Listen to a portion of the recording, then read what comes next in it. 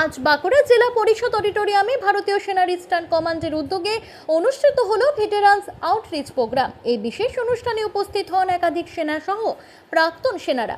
বাঁকুড়া জেলা প্রাক্তন সৈনিক সংগঠনের সভাপতি দিলীপ কুমার চক্রবর্তী জানান, অনুষ্ঠানের মূল উদ্দেশ্য নির্বাচিত ভেটেরান ও শহীদ পরিবারের সম্মাননা প্রদান করা হয়। সেই সঙ্গে জেলার প্রাক্তন সেনা সদস্য ও পরিবারের সমস্যা সরাসরি শুনে তার সমাধান করা, পাশাপাশি তাদের বিভিন্ন কল্যাণমূলক প্রকল্প সম্পর্কে অবহিত করা, বিশেষজ্ঞ চিকিৎসক সহ মেডিকেল ক্যাম্প ও বিনামূল্যে ঔষধ বিতরণ করা হয় শিবিরে।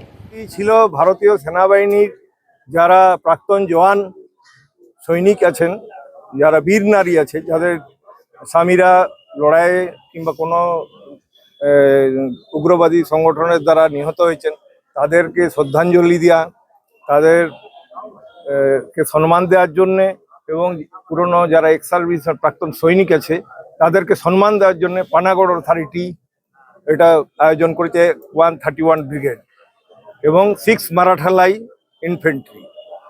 কতজন এখানে অংশগ্রহণ করছে? এখানে আজকে অংশগ্রহণ করেছে 400 জনের মতো।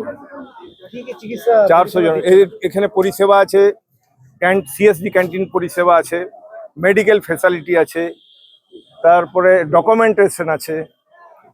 যদি কারো কোনো ডকুমেন্টের প্রবলেম থাকে সেগুলো সুরাহা করা হবে। স্পর্শে এখন নতুন আমাদের সিস্টেম হয়েছে, পেনশন স্পর্শ একটা অ্যাপের মাধ্যমে দেওয়া হয়, সেটার ব্যবস্থা আছে। ব্যাংকিংকে আমরা আমন্ত্রণ জানিয়েছি। আর বাকি খাওয়া দাওয়ার আয়োজন, ব্রেকফাস্ট, ব্যাংকিং ফ্যাসিলিটি বললাম তো। প্রতি বছর আমাদের হয় একবার করে। গত বছর আমাদের রবীন্দ্র ভবনে হয়েছিল, এবছর আমরা রবীন্দ্র ভবনে জায়গা পাইনি, ওখানে অন্য প্রোগ্রাম আছে, সেই জন্য এই বছর আমরা এখানে প্রোগ্রাম করেছি।